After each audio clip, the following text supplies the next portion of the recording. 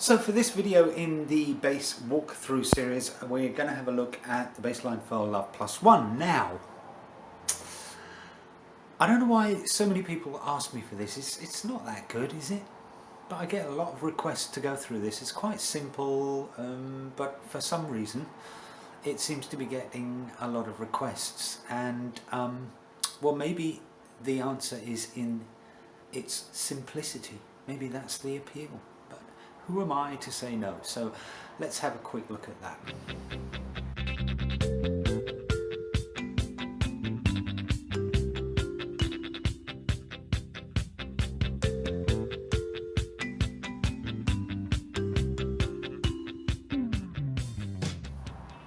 So the intro, well, you have that very famous chuggy guitar at the beginning, and a few bars later the bass joins in, and that little riff starts on a C here and finishes up on the high A, the octave A, and it is like this.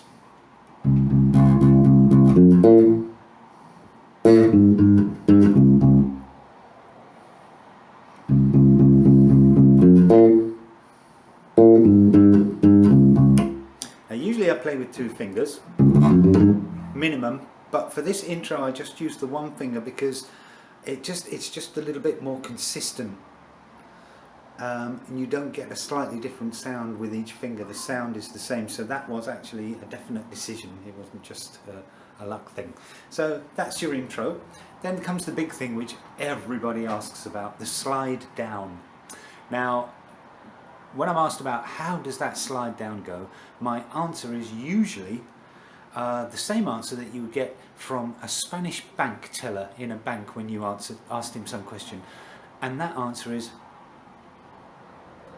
I really don't know. I can't remember. I think it was pretty random, and I think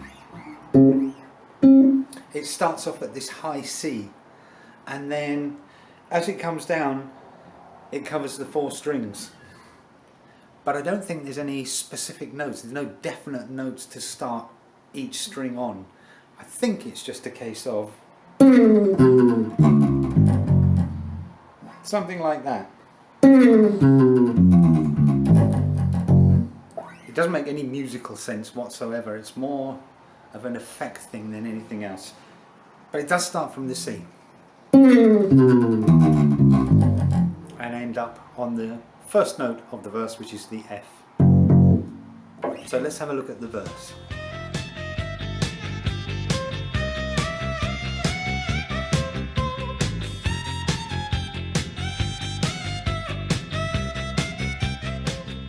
So as I said, the verse starts on an F, goes up to a G and up to a C, and then you get that little refrain between the C and the D. And that the feel of that is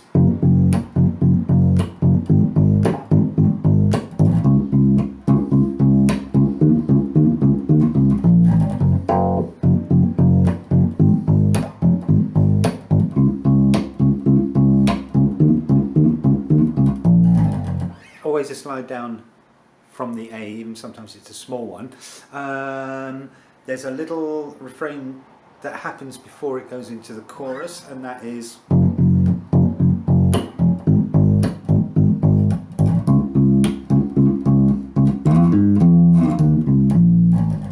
which takes you to the G, which is the first note of the chorus. So okay, and also there's a little kind of a triplety feel on there as well, which is the, and that's just coming down from octave to octave on the C, which will be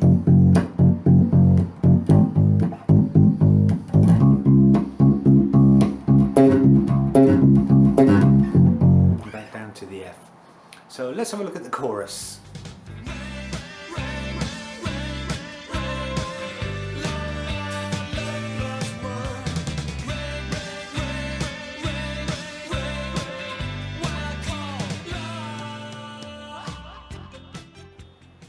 So just leading into the chorus, there's a thing that goes from the G to the C to the D, back down to the G.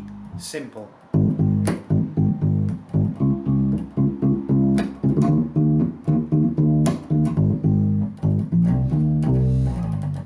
And there's a slide before it goes into the sustained notes of the chorus.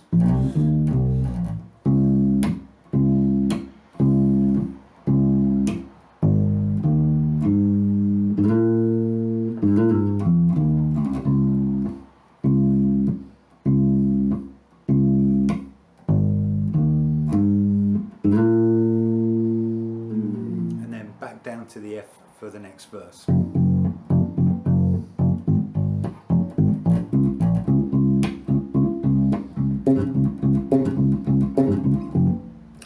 Now when we played it live, we went on tour, we usually played it as an encore piece as well, and when the encore came about and we played, we used Love Plus One for that, it was a lengthened version.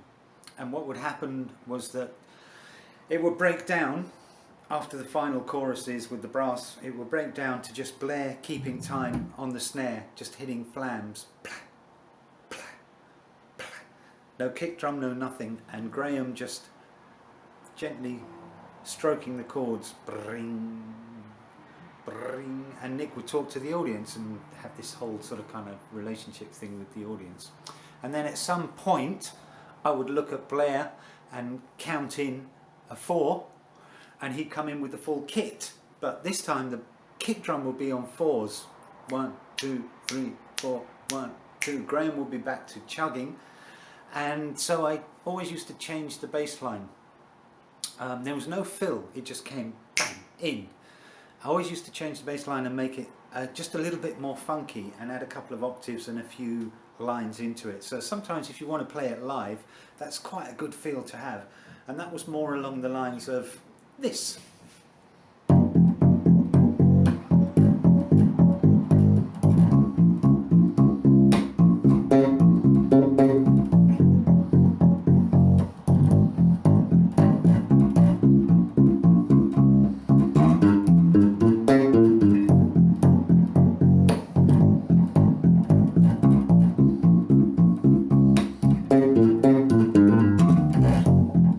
Kind of thing.